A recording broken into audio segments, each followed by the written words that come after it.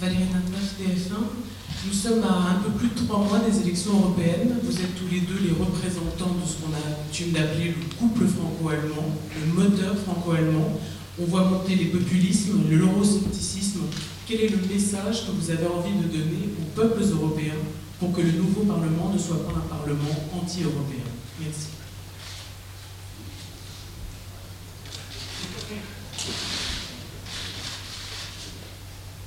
Notre responsabilité, elle est historique.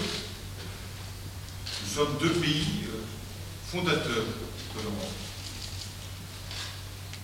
2 pays sans lesquels l'Europe n'aurait même pas pu se concevoir. Nous sommes aussi des symboles de l'Europe. 2 pays qui se sont affrontés tragiquement tout au long du XXe siècle, la première partie du XXe siècle, et qui ont été capables, dans la seconde partie du XXe siècle, de faire une union exceptionnelle.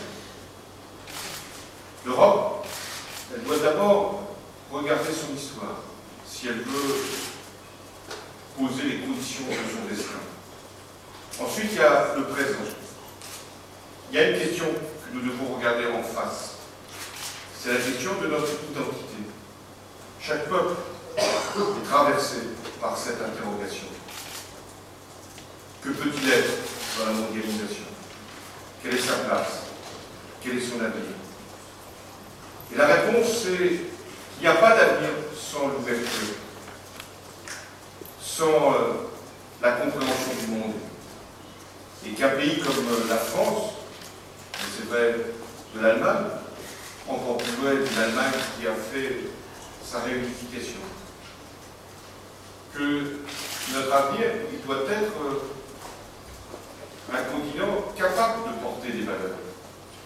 Et si nous replions sur nous-mêmes, sur nos égoïsmes, sur nos peurs, si nous pensons qu'il n'y a plus d'avenir possible, et en Europe, et même dans le monde, alors c'est le retour à tout ce que nous avons pu connaître, non pas dans la barbarie passée, mais dans les risques de l'affrontement et de la division. Est-ce que ça doit nous empêcher de traiter les questions immédiates, qui sont celles du chômage, des inégalités, des reconversions économiques? Non, c'est là qu'on attend l'Europe. L'Europe, elle doit être une Europe de croissance, une Europe qui peut être à son niveau. Je rappelle que l'Europe, c'est la première puissance économique du monde. Donc nous devons préparer ensemble l'avenir, nous devons en parler de la croissance, de la transition énergétique, de la compétitivité, des nouvelles industries, du numérique. Voilà ce que nous avons à faire. Pas simplement à régler un marché. Tout à l'heure, Angela Merkel parlait des industries électro-intensives. Ça peut paraître secondaire, mais c'est majeur.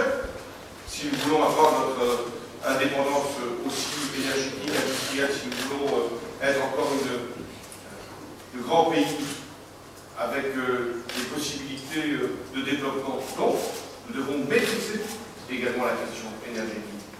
C'est ce que nous devons expliquer à nos concitoyens. Ceux qui pensent que sans l'euro, ça irait mieux. Mais sans l'euro, ce serait aujourd'hui non seulement l'affrontement commercial, il existe, la compétition, elle existe, mais ce serait une suite de dévaluation. Et où en serait l'Europe s'il n'y avait pas eu cette solidarité de l'euro? Nous aurions encore une crise financière qui se poursuivrait. Donc moi j'assume.